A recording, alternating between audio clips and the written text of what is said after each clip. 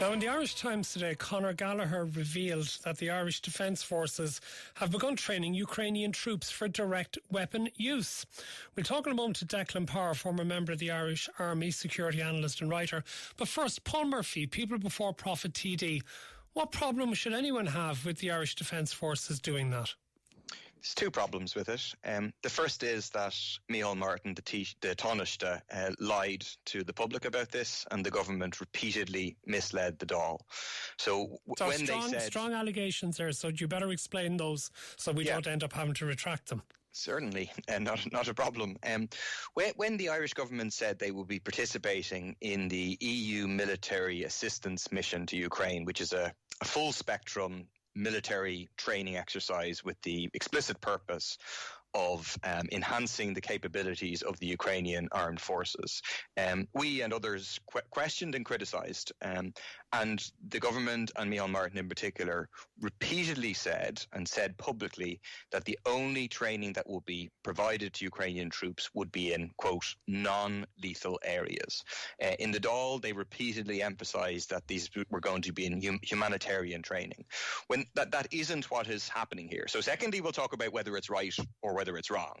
But it is important to say that the government publicly said this is only going to be non-lethal training, and now it has emerged, thanks to Conor Gallagher, a journalist, that there's going to be weapons training and military tactics. So again, you can agree or disagree with it, but that is not non-lethal training. You are training people to use weapons to kill other people. That is clearly lethal training, not non-lethal training. And it's very, very troubling when the government says, trust us, we don't have any bad agenda about militarisation, neutrality, NATO, and yet is deliberately misleading people. That's the first issue, is that how this is being concealed from people. The second issue is that I think it very definitely is a breach of neutrality for Ireland to be militarily training in lethal weapons Ukrainian soldiers. I just don't see how you can come up with a definition of neutrality that allows you to train one side of a conflict in weapons. I think absolutely we should be assisting the Ukrainian people. I want to see Putin's army repelled from Ukraine, but I don't think we should be doing so in a way that undermines our neutrality. Okay, Declan Power, the neutrality issue first.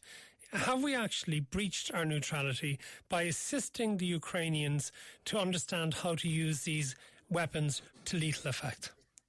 Well, the simple answer to that, Matt, is no, we haven't, because Ireland's definition of neutrality is, I suppose you'd call it an active, pragmatic one. It basically revolves around the fact that we are not bound by any mutual defence clauses or mutual defence treaties, which gives us an awful lot of latitude in what we can do. And what drives Ireland's decisions with regards to giving aid, be it lethal or otherwise, are a series of what could best be described as value systems. So chief amongst those, the driving forces, is primacy of the UN. And the UN Charter provides for a country being able to defend itself, or assisting a country defend itself when it has been on the receiving end of an act of aggression. That's what's happening here. That's why the Irish state is providing the aid that it is. We're not taking to the battlefield. We're providing a series of things, a mixture of, I suppose you call it humanitarian and military support. It's all down to interpretation here. And indeed, like, I kind of see some of where Paul is coming from, but in some ways, he illustrates the point of the complexity of these things if you get too rigid. He himself says he'd like to see Ukraine prevail and Putin's army to be thrown out of their illegal invasion of Ukrainian territory. I think we'd all agree with that. However, the only way that's going to happen, unfortunately, is through a combination of military force, economic and political support. And that's what's happening here. Now, what Ireland is doing, this is not a new departure. We should be clear about that. The Irish Defence Forces have participated in a number of training missions under the auspices of the UN and the coordination of the European Union.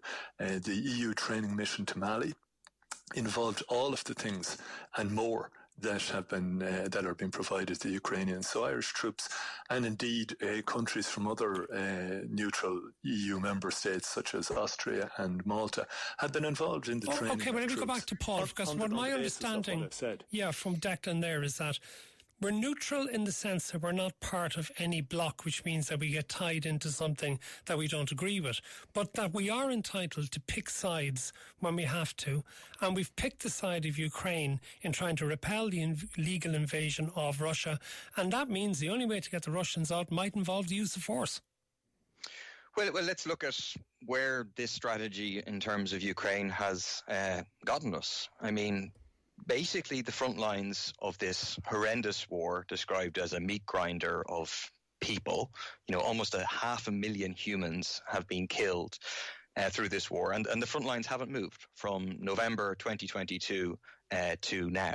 So the strategy of the Western powers, not to speak of the horrific strategy of Russia, but of throwing weapons in, military training. Now the US is going to provide F-16s, they're saying, through allies. That hasn't worked in terms of repelling Putin. It hasn't worked in terms of bringing peace, right? So I think there's a very serious question mark over that as a strategy to bring justice and an end to the invasion for the Ukrainian people.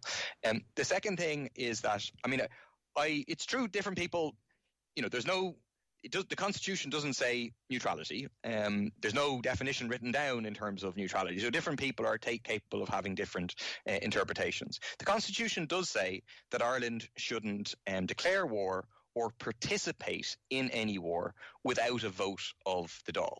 And I think you'd be very hard pressed to say we're not participating in a war if we are providing military training in weapons to one side of a war, and that side can be justified. But again, and yet there has been no vote in Dáil Éireann on participation in this training mission. So I think many people will see that, look, the government, they tell us that they have no bad intentions here. They have no intention of aligning us with NATO. They have no intention of driving a process of further militarization. And then they see that just a couple of months ago, Micheál Martin told us, we're participating in this mission, but don't worry, it's all going to be non-lethal. But then in actual reality, we're participating in a lethal training mission. Paul Murphy from People Before Profit, Declan Powers, security and defence analyst.